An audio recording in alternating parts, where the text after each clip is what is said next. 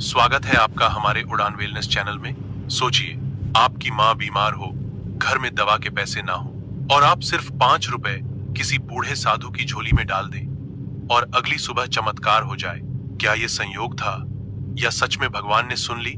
आज की कहानी एक ऐसे बालक की है जिसने आस्था के नाम पर जो दिया, बदले में जिंदगी भर की दुआएं पाई। लेकिन जो इस कहानी का अंत है वो आपको अंदर तक झकझोर देगा। अगर आप भी मानते हैं कि सच्चा भाव भगवान तक पहुंचता है तो अभी चैनल उड़ान वेलनेस को सब्सक्राइब कीजिए, वीडियो को लाइक करें और कमेंट में जरूर लिखें, मैं भी आस्था रखता हूं। अब चलिए जानते हैं उस बच्चे और एक रहस्यमयी झोली की कहानी जिसने चुपचाप हजारों की तकदीर बदल दी। पुराने समय की बात है, उत्तर भारत के एक पहाड़ी गांव में एक शिव मंदिर के बाहर एक अंधा साधु बैठा करता था। नाम था रामनाथ बाबा। उसकी उम्र कोई नहीं जानता था, पर लोग कहते थे कि वो पिछले 40 सालों से वहीं बैठा है, वही पेड़ के नीचे, वही झोली सामने फैली हुई।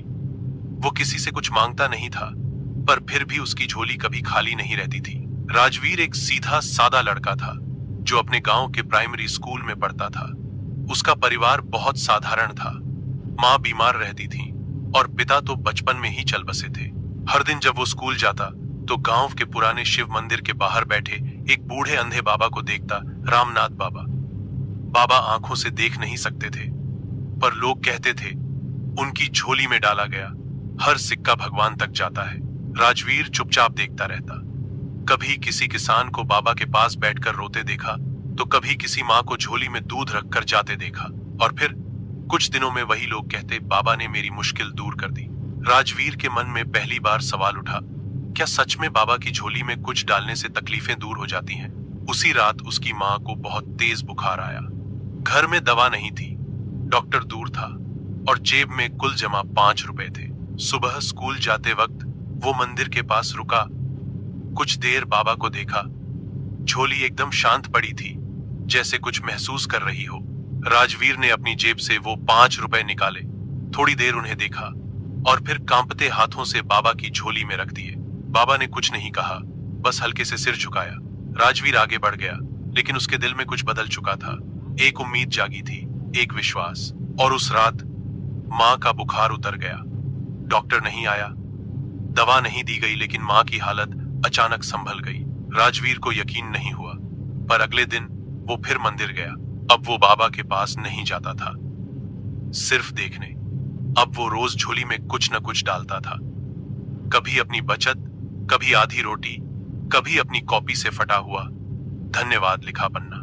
समय बीतता गया, राजवीर बड़ा हुआ, गांव से शहर गया, पढ़ाई की, नौकरी की और एक दिन करोड़पति बन गया। पर भीतर एक खालीपन था जो कोई पैसा भर नहीं पा रहा था। वो कई बार उस मंदिर की याद करता, बाबा की झोली की याद करता और वो पहला दिन याद करता जब 5 रुपए ने उसकी माँ की जिंदगी बदल दी थी। एक दिन सब कुछ छोड़कर वो वापस गांव लौट आया। मंदिर पहुंचा, वही मंदिर, वही पेड़, लेकिन बाबा वहां नहीं थे। पास खड़े पुजारी ने बताया, बाबा अब नहीं रहे बेटे, 2 साल पहले चले गए, लेकिन जाते जाते कुछ छोड़ गए हैं, सिर्फ तेरे लिए। पुजारी उसे मंदिर के पीछे एक छोटी कोठरी में ले गया जहां एक पुरानी झोली रखी थी। वही कपड़े की झोली, हल्की धूल भरी, लेकिन जैसे उसमें अब भी कोई शक्ति थी। राजवीर ने जैसे ही उसे हाथ लगाया, एक गर्माहट उसके सीने से होकर गुजरी और आंखों से आंसू बह निकले।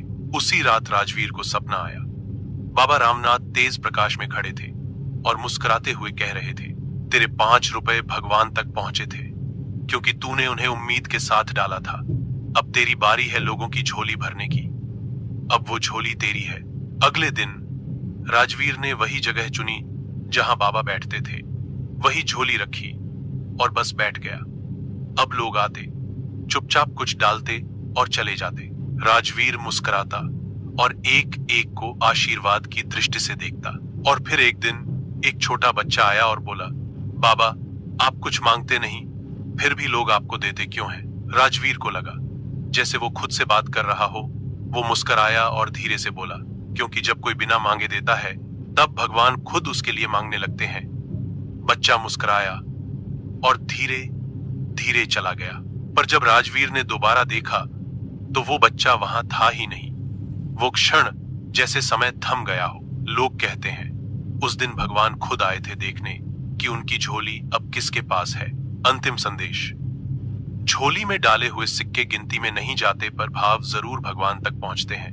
और जब आप किसी और की झोली भरते हो तो आपकी किस्मत की थैली खुद भगवान भरते हैं। अगर ये कहानी आपके दिल तक पहुंची हो तो बस इतना कीजिए, इस वीडियो को शेयर कीजिए, कमेंट करें, मैं भी किसी की झोली भरना चाहता हूं। अशर और ऐसे ही सच्चे दिल से जुड़े किस्सों के लिए उड़ान वेलनेस को सब्सक्राइब जरूर करें। और हाँ, कोई जरूरतमंद इंसान को जरूर मदद करें। धन्यवाद। मिलते हैं अगली कहानी के साथ।